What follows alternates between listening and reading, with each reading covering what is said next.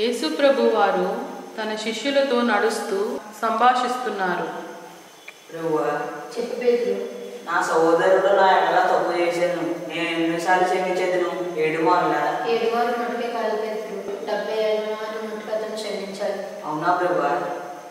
పల్లొక రాజ్యం తన దాసుని వద్ద లెక్క చూసుకుని ఒక రాజ్యం పోలి ఉన్నది. పల్లొక రాజ్యంలో లెక్క ఎలా చూస్తారో బాగుగా గమనించి పేతురు. సరే ప్రభువా. బాలు, చెప్పండి మహారాజా. నాకు లెక్క అప్పగించవలసిన వాడిని ఒక ధర తీసుకురా. అలాగే మహారాజా. మహారాజా. ఏనే రాజా 3,60,00,000 అప్పు తీసుకున్నాడు.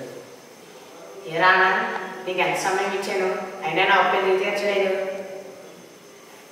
ప్రభువా, భార్య పిల్లగా కలిగి ఉన్నవాడిని మీకు ఎంత లెక్క అప్పగిస్తుందో మీకు అంత తీర్చేస్తానో కొంచెం ఓచుకోండి ప్రభువా. సరేలే, ఏడవద్దులే నీకు. నేను నీకు క్షమించాను. ఇంకెప్పుడు ఎవరి దగ్గర అప్పు చేయకు, నిజాయితీగా బ్రతుకు. వెళ్ళు. మేము వెలుగు మర్చిపోలేను మహారాజా. వందనాలు మహారాజా.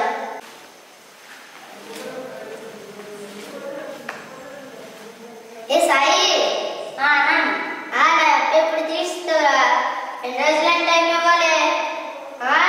ఎన్ని రోజులు? 50 రూపాయలు ఇచ్చేస్తాను లేరా, కొంచెం ఉంచుకోరా. భార్య బిడ్డ కలిగిన వాడరా, గర్నించు. లేదు నిన్ను ఇలా కాదు, జైల్లో వేసి తీరాలి. రానా నాన్న ప్లీజ్ రా, జైల్లో వేసి తీరాలి. చూసావా నిఖిత ఆనంద్ ఏం చేశాడో? సాయం జైల్లో పెట్టించేశాడు అంట. నీకు తెలిసిందా? తెలిసింది. కేవలం 50 రూపాయల కోసమే ఆనంద్ సాయం జైల్లో వేయించేశాడు. రాజుగారు అయితే 3,60,00,000 అప్పుని ఆనంద్ మీద ఉన్నా సరే క్షమించేశాడు. ఈ విషయం ఏంటంటే రాజుగారికి చెప్పాలి. పదే చెప్దాం రాజుగారికి. సరే రా, పదం. వందనాలు మహారాజా. చెప్పండి. ఆనంద్ సాయిని జైల్లో వేయించేశాడు. అది కూడా కేవలం 50 రూపాయలు అప్పున్నందుకు. కానీ మీరు 3,60,00,000 అప్పున్నా క్షమించి వదిలేశారు. కానీ ఆనంద్ సాయం జైల్లో వేయించేశాడు. పాపం కదండి సాయి, 50 రూపాయలు అప్పుకే ఆనంద్ సాయం జైల్లో వేయించేశారు. ఎంత బతిమలాడినా సరే ఒప్పుకోలేదు. బాలు, వీళ్ళన్నీ ఆనందం తీసుకురా. అలాగే మహారాజా. మహారాజా. ఏరా ఆనంద్, చెడ్డదాసుడా, నువ్వు నన్ను వేడుకుంటావని అప్పు అంతా తీర్చేసి కదా, నువ్వు సాయిని 50 రూపాయల కోసం జైల్లో వేయిస్తావా? ఈ నా అప్పు అంతా తీర్చే వరకు జైల్లో వేయండి, తీసుకువెళ్ళండి. మహారాజా, మహారాజా, మహారాజా.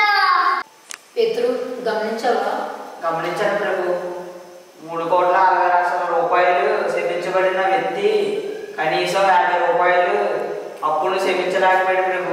బాగుగా గమనించు. మీ పరలోక తండ్రి కూడా మీరు చేసిన సాధారణ తప్పులను క్షమించిన ప్రకారం మీరు కూడా మీ సహోదరులు చేసిన తప్పులను హృదయపూర్వకంగా క్షమించాలి పేతురు. అవునా ప్రభువా?